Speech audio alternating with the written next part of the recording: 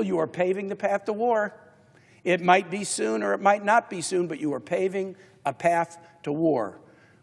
If you make diplomacy impossible, you make war inevitable, and that's exactly what Donald Trump has done. Those troops who have died. That wasn't a speech. That was a bill of indictment. Senator Tim Kaine just stood on the floor of the United States Senate and told you exactly who is responsible for this war, by name, with a paper trail and with the receipts. Here's what makes this different. This isn't a Democrat complaining about a Republican war. This is a senator pointing to a specific decision made by a specific man on a specific day and tracing every death, every injury, and every dollar directly back to it. Trump had a deal, a working deal, verified by inspectors, endorsed by his own cabinet, supported by U.S. allies and adversaries alike. Iran had committed on page 1 to never seek or develop nuclear weapons, centrifuge limits, enrichment caps, active inspections, the whole architecture. And Trump tore it up, not because it was failing, because he wanted to. And every person who warned him, including his own Secretary of State, his own Secretary of Defense, said the same thing. If you kill this deal, you are paving the path to war. He killed it anyway. Now 13 Americans are dead. Hundreds are wounded. Gas is $1 more per gallon than it was 45 days ago. And the president who started this war is about to ask Congress for billions more to keep it going. Watch Kaine lay out every piece of it. Here is what just happened. A United States senator stood on the floor of the Senate and documented, point by point. Mr. President, I rise in support of my colleague's War Powers resolution. I am proud to be a co-sponsor with Senator Duckworth, and I'm very humbled to be here in the chamber and listen to her. Listen to her recount her own experience and her own vow as a member of this body to take the very painful lesson that she absorbed when her future was completely altered by her wartime service and put it to a positive use in trying to protect others like her. Senator Duckworth proves a point that gets proved over and over and over again, that our military serve with distinction and bravery. They serve with professionalism and excellence. But so often, the issue for them is the quality of the civilian decisions about whether they go to war or not. And so often in my lifetime, in Vietnam and Iraq and now in Iran, that brave service was compromised, really betrayed by poor civilian decision-making for improper political reasons rather than careful assessment of what was in America's best interests. I have been asking the question since this war began, have we learned nothing from 25 years of war, unproductive war in the Middle East? And it is pretty apparent to me, having asked that question over and over again, that this administration has not. This administration has not factored in the 14,000 plus deaths in wars in Iraq and Afghanistan. They've not factored in the more than 65,000 American troops and contractors who were injured. They've not factored in hundreds of thousands of civilian deaths. They've not factored in the fact that the U.S. military engagements did not produce a safer region. They've not factored in the $8 trillion spent during those 25 years. They've acted as if that history is now wiped away and we can engage in a war in the Middle East without reflecting upon these lessons that are written in blood and in the precious resources of our nation.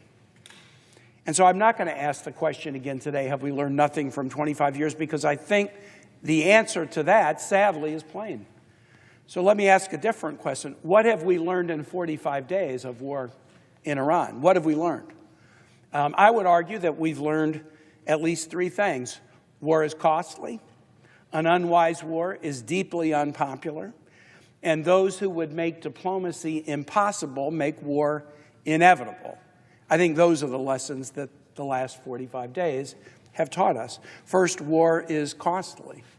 As my colleague laid out, 13 members of our armed services, one who lived in Spotsylvania County, Virginia, who had purchased a home, was within a few months of retirement, wanting to retire to that home with his family, have died.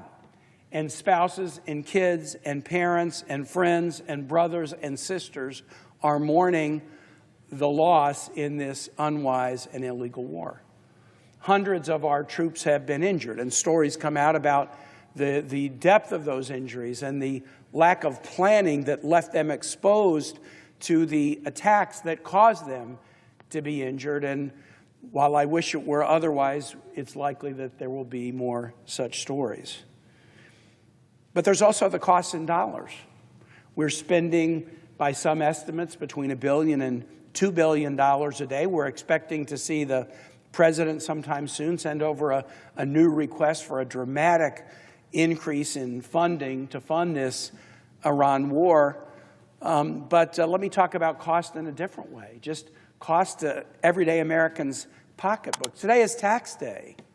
Today is tax day. President Trump is the taxer-in-chief. Last year, he imposed chaotic tariffs on the world's economy right before tax day. And those tariffs cost American families a couple of $1,000s each. This one-man tariff war that President Trump started without congressional authority, that was ultimately, in significant part, struck down as illegal by the Supreme Court in February of this year.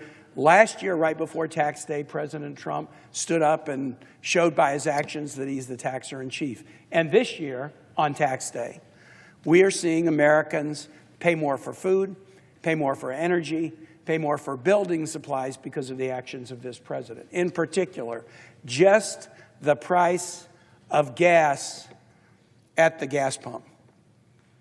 In Virginia and nationally, the price of gas has gone up $1 a gallon since February 27th, just because of President Trump's unilateral decision to take us to war. Virginians buy 8 million gallons of gas a day. So that's $8 million Virginians are having to shell out of their pocket that they weren't having to shell out because Donald Trump started this war. This is happening in Illinois, it's happening in Connecticut, it's happening in Nebraska, it's happening in every state, and it's happening all over the world. We're reading about economies that are shutting down one day a week. We're reading about street protests in allied nations over the costs of petroleum, all driven by this one man deciding to take us to war. So the first lesson from the last 45 days, war is costly. The second lesson is an unwise war is deeply unpopular.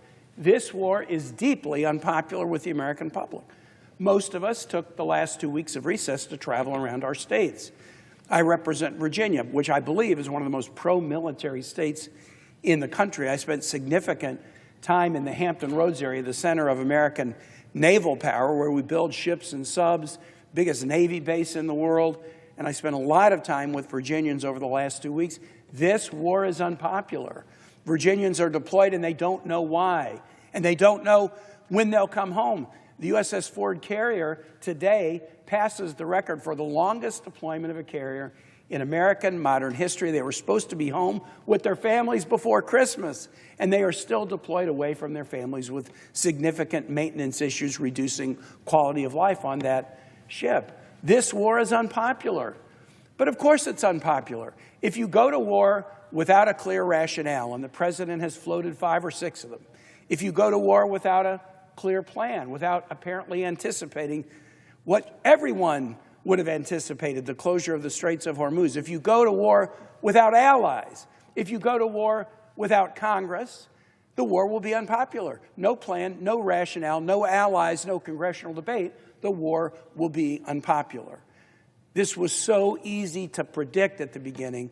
For some reason, the president thought the magic of his own personality could turn a war of choice into something that would be embraced by the American public. The American public is too smart for that. And so an unwise war is deeply unpopular. That's a lesson of the last 45 days. And then the last lesson, I believe, is a profound one that we have to acknowledge, and that is this: those who make diplomacy impossible make war inevitable. The president, the vice president, his UN representative, even within the last 2 hours in a hearing before the Senate Foreign Relations Committee, said the war was necessary to stop Iran from getting a nuclear weapon. There was no intelligence that said that Iran was near getting a nuclear weapon. But if what President Trump wanted to do was to stop Iran from getting a nuclear weapon, then he committed one of the most egregious blunders in the history of the United States in his first term when he tore up a diplomatic deal that did precisely that. The United States and our European allies and adversaries, China and Russia, engaged in a 20-month negotiation with Iran that led to an agreement.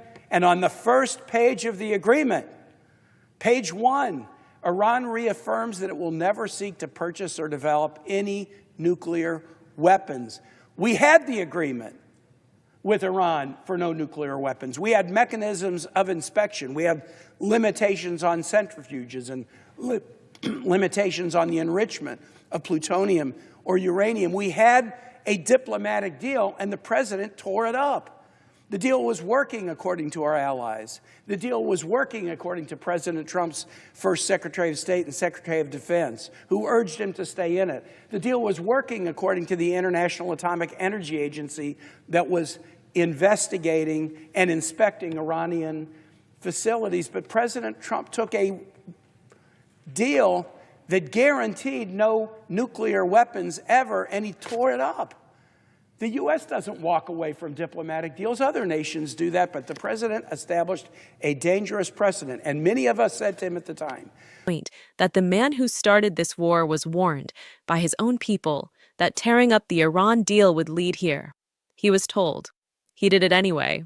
And now he wants more money to fight a war he manufactured. The political damage from this speech is not theoretical. It's structural. Trump's own first-term cabinet told him to stay in the deal. The International Atomic Energy Agency said the deal was working. U.S. allies said the deal was working. He overruled all of them. And now he's floating 5 different justifications for a war that has no clear rationale, no allied support, no congressional authorization, and no exit plan. That is not a strong hand. That is a liability.